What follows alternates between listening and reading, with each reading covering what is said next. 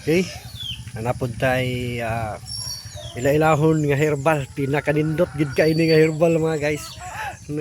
Grabe gid ni ka epektibo nga tambal sa kinibang taas kay sugar, no? Kanang nangalata ng tiil, no? Grabe gid ni ka herbal. Ilabi na sa mga UTI, no? Grabe gid ni ka herbal. Mo ni nga sagbot gid mga guys, pangitaa gid ninyo.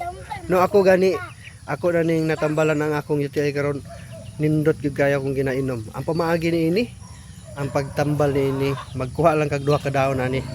Nya magkuha kag ini tubig, pagkahuman imong hihumol dito sa ini tubig. Human taw-tawran nimo, human imo nang imnon mga guys.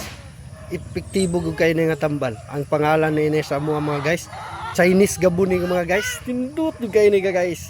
So kung ako man itanom guys, no, kung mabuhi ni guys ato aning i-update na pod, ug mangayo mo sa kuha guys, sunod ko munaghan ni manghatag ko para makatabang pug ko sa mga tao nga manay sakit nga gitawag og UTI, unya kining taas kay sugar, no, kanang diabetic.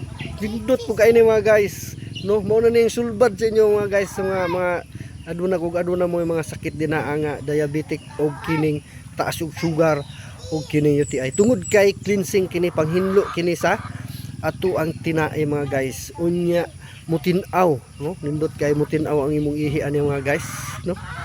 No? Ako lang tamong i-update kung mabuhi ni mga guys, kay ako man ang itanom guys. So kung mangayo mo sa kuha, ala kamo na bahala sa kuha. Thank you for watching mga guys.